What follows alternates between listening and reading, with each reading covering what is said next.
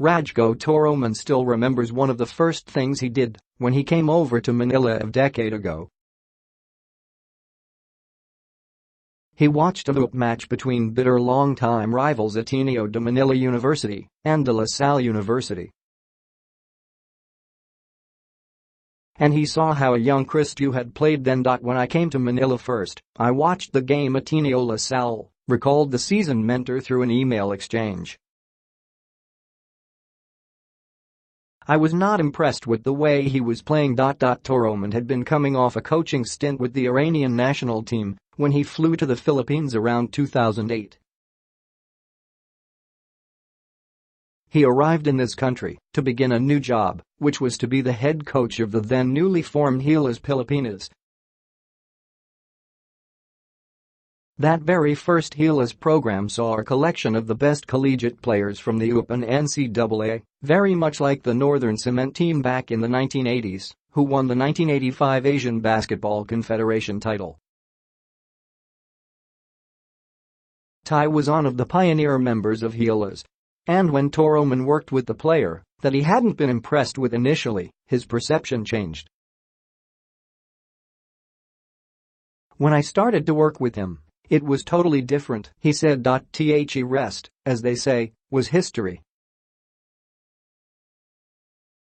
Toroman named Tiu as Gilas team captain.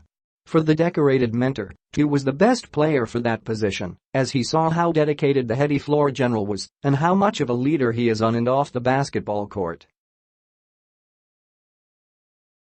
Chris was very dedicated to the program, the Serbian coach said. His commitment was amazing. He was workaholic, and he was an example for each player about behavior, discipline on the practice and out of the practice. He was best captain of the team I ever had.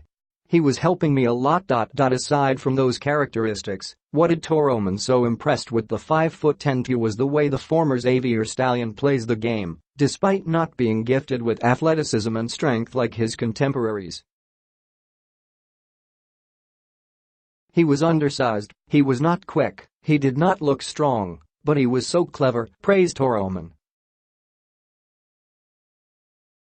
His basketball IQ was so high.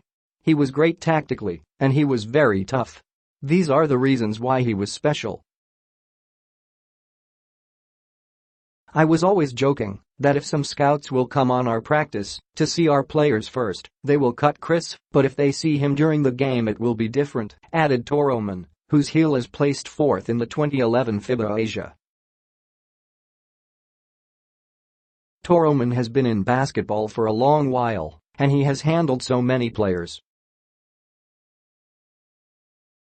But in his rich experience, the now 63-year-old bench strategist said that he only has two players whom he calls his basketball sons. I have two basketball sons in my coaching time, one was Samad Nikabarami from Iran, and second is Chris. Tiu played the entirety of the Toroman era Gilas until 2012. After serving flag and country, he decided to go pro, and he was nabbed by the Rain or Shine Elasto Painters as the 7th overall pick of the 2012 PBA annual draft. But now, after 6 years in the pro ranks, Tiu is looking to hang up his sneakers for good.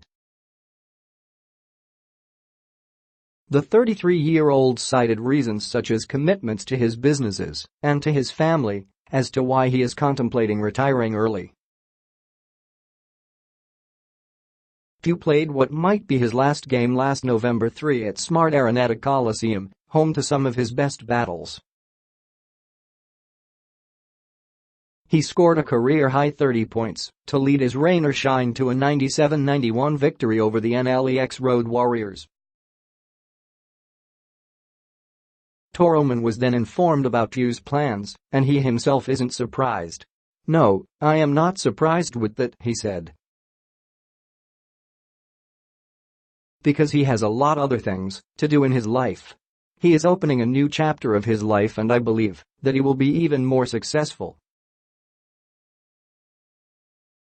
Everything he touches was or will be golden: school, basketball, business, Toroman added.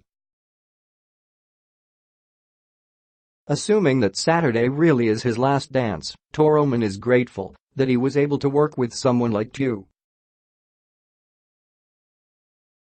I had a privilege to work with him and to be his friend. I would like my grandson to have a personality and character like Chris.